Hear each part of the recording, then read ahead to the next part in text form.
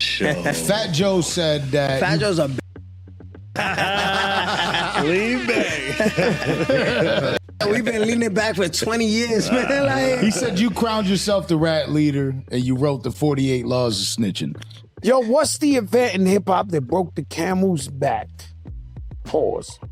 To make it to where you could snitch.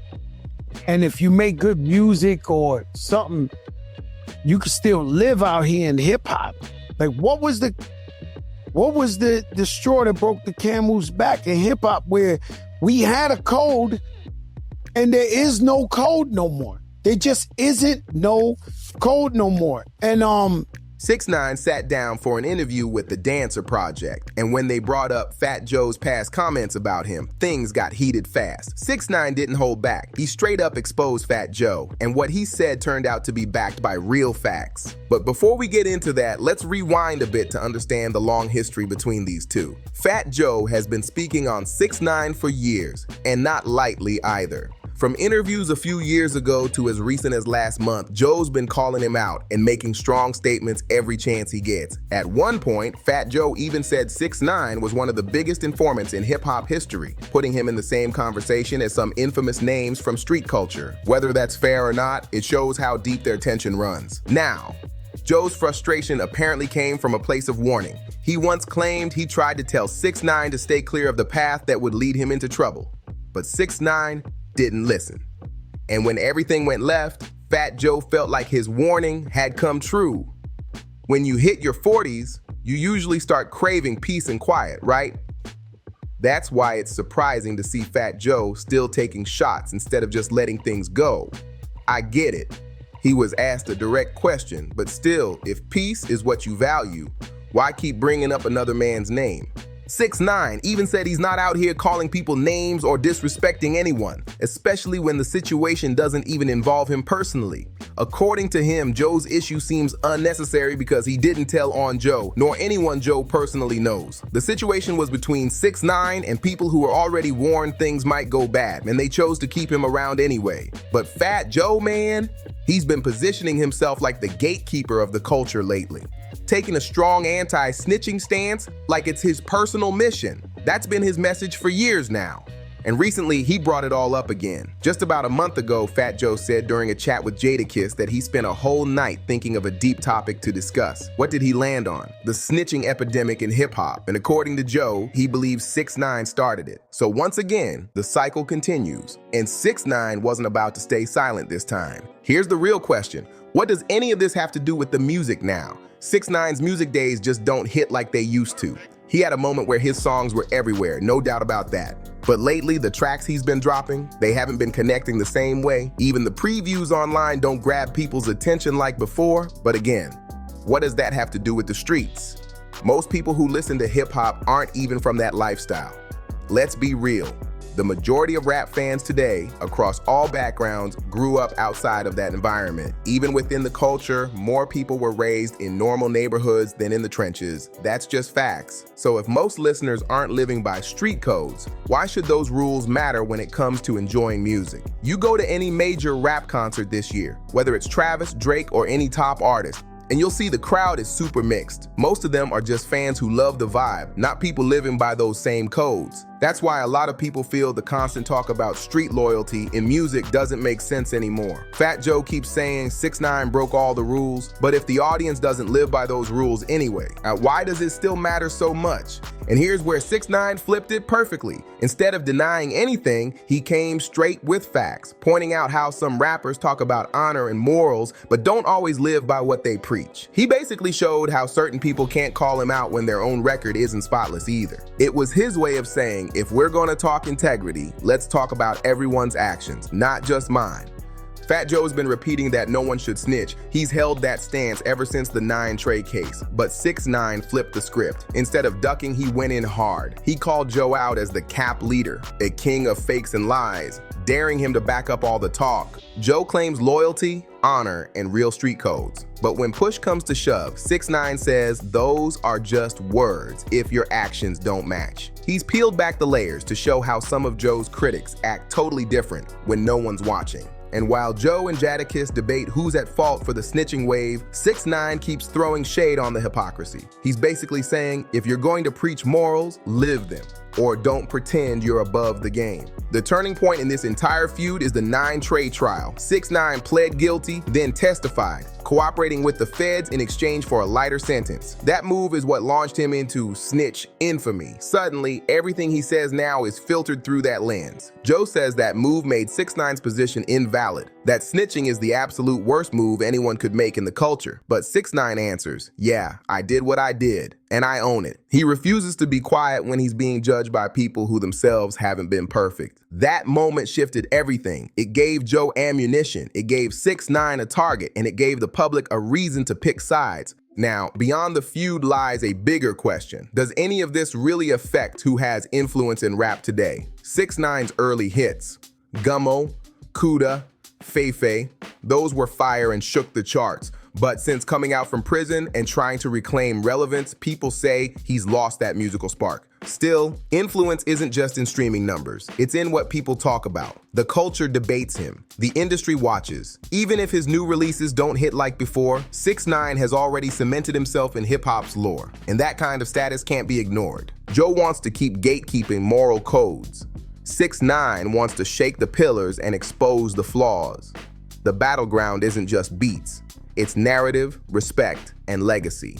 What really complicates this is how the public views both sides. Some see 6ix9ine as bold and honest, someone who admitted his flaws and still fights. Others see him as traitorous. Meanwhile, Fat Joe is viewed by many as a voice of respect, tradition, and resistance. But 6ix9ine has a weapon. He tears apart the reputation you assume is untouchable. He shows that nobody is above scrutiny. He points out when you talk about integrity but act differently in private. By doing that, he doesn't just defend himself. He forces Joe to defend his own legacy under pressure. And in public debates, perception is half the fight. As of now, 6ix9ine hasn't shut down. He's still releasing music, snippets, stirring controversy. But lately, there's also news of legal troubles, like him admitting to a physical altercation with someone mocking his snitch label, violating probation. That gives his critics fresh ammo. Fat Joe used that too. Anytime 6ix9ine slips legally, Joe's message, snitching destroys lives, gets reinforced. So the fight is never just in the booth,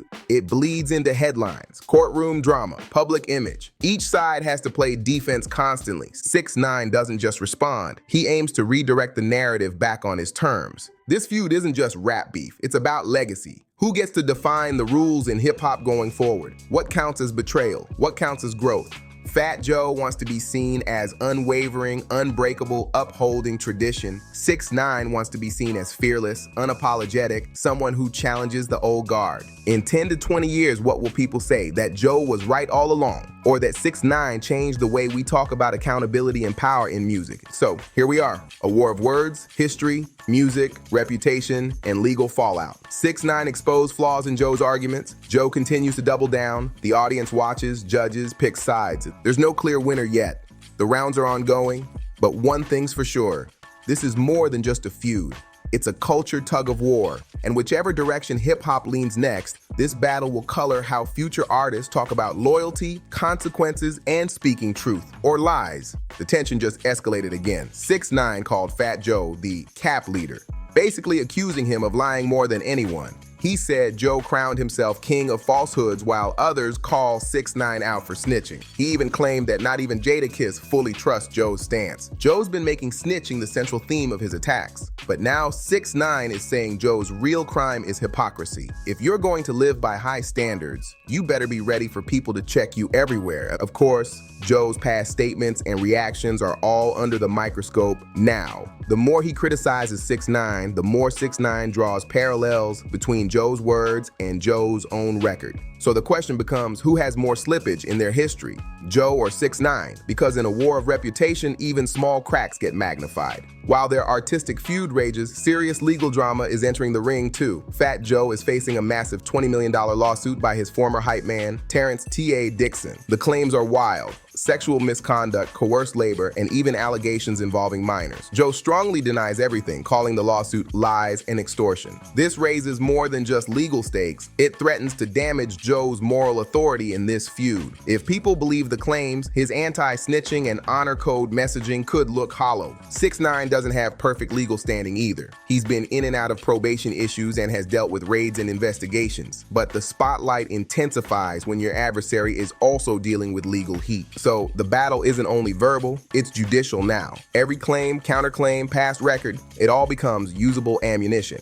We're in a moment where this feud might reshape how the culture views loyalty, truth, and accountability. Will the public side with Joe's principle-based posture? Or will they side with 6ix9ine's unapologetic exposure of flaws? If Joe loses credibility with those new allegations, his platform weakens. If 6ix9ine slips again, with legal stumbles or lackluster music, his armor cracks. 6ix9ine recently admitted he violated the terms of his supervised release by possessing controlled substances. Cocaine and MDMA were reportedly found during a raid. This move gave his critics fresh ammunition. See, you preach integrity, but you can't even stay straight yourself. Now, Joe and his supporters use that slip as evidence. If 6ix9ine breaks law consistently, how valid is his criticism of others' moral standing? 6ix9ine answers this by owning the mistake, admitting he was reckless, but also accusing the system of constantly hounding him while others slide by. This legal pressure is dangerous. If he's forced back behind bars, his ability to fight back with interviews, music, or public commentary gets blocked. The battle becomes not only in words, but survival. Meanwhile, Fat Joe is embroiled in a $20 million lawsuit filed by his former hype man, T.A. Dixon. The allegations are wild. Sex trafficking, coercive labor practices, abuse, sexual misconduct with minors, and financial fraud. Joe has denied everything, calling the suit lies and extortion. This opens a huge crack in Joe's moral pedestal. If people start believing these claims, then his years of preaching no snitching, live by codes can look hollow or hypocritical. 6ix9ine doesn't have to push hard. The lawsuit pulls his punches for him. The courtroom is where Joe's legacy is under attack. The more evidence surfaces, the more public faith in his narrative could erode. In the trenches of social media and interviews, the war escalates. 6ix9ine called Fat Joe the cap leader, accusing him of lying more than anyone else. Even Jadakiss, Joe's own ally, was dragged into the skepticism. Joe doesn't just stand by. His team fires back in interviews, social posts, even radio rounds, trying to protect his image. But 6ix9ine's angle is to make every statement traceable. Every inconsistency becomes a dart he throws. The audience watches closely now. Every tweet is dissected. Every interview is a new round. The fight is no longer just verbal. It's a public spectacle where reputation, facts, and receipts matter more than any track. We're past simple beef now. The stakes are massive. 6ix9ine's credibility is on the line. A new legal misstep, and he risks losing the moral ground he's trying to reclaim. Joe's legacy is on the line too. If the allegations hold, he could lose the virtue badge he wears against snitching. Also, the culture is watching how rap treats loyalty, truth, consequences, who gets silenced, who gets canceled, who gets believed. At this point, the winner is whoever can survive the fire. Whoever holds more truth, more receipts, or more public backing. Looking forward, expect a few key moves, diss tracks, narrative interviews, and counter documents to emerge. Joe might file countersuits, defamation claims, or push to discredit Dixon in court. 6ix9ine might drop aggressive content, dig receipts, and keep the public pressure. Fan reactions, media spin, and public court of opinion will be critical. Where this ends, we don't know yet, but when the dust settles, one of two things will happen. One side will take the moral high ground, or both will be so tarnished the whole fight becomes symbolic. A caution in rap history of how legends clash, rules get blurred, and truths get weaponized. The reason 6ix9ine brought up Big Pun's son is because Fat Joe keeps preaching about morals, integrity, and loyalty. But when it comes to real life loyalty, especially about taking care of your people, 6ix9ine says Joe hasn't lived up to his own code. Think about it. In the streets, if your close friend passes away, you're supposed to look out for their family. That's one of the oldest unwritten rules of loyalty. You make sure they're good, make sure the money's right, and that nobody's getting shortchanged. But in this case, according to Pun's family, that didn't happen. For years, Big Pun's wife and son have accused Fat Joe of keeping royalties that rightfully belong to Pun's family. Joe claimed he paid them $1 million, but Pun's wife said that's completely false. She said they never received that money, and the situation got so bad that the family ended up suing Fat Joe over unpaid royalties connected to Big Pun's music catalog. Reports say Joe told them there was no money coming in, that funds were tied up in old contracts or debts. But later, when the family looked deeper, they allegedly discovered that the royalties were still being collected, just not by them. And that's exactly why 6ix9ine brought this up. He's pointing out the contradiction. How can someone talk about integrity and codes when they allegedly didn't do right by their own brother's family? It's a bold claim, but one that's made people look at Fat Joe's message a whole lot differently. So what do you think? Is 6ix9ine just stirring the pot, or is there truth behind his words? Drop your thoughts below. Hit that subscribe, like, and share button, and let's keep this discussion going in the comments.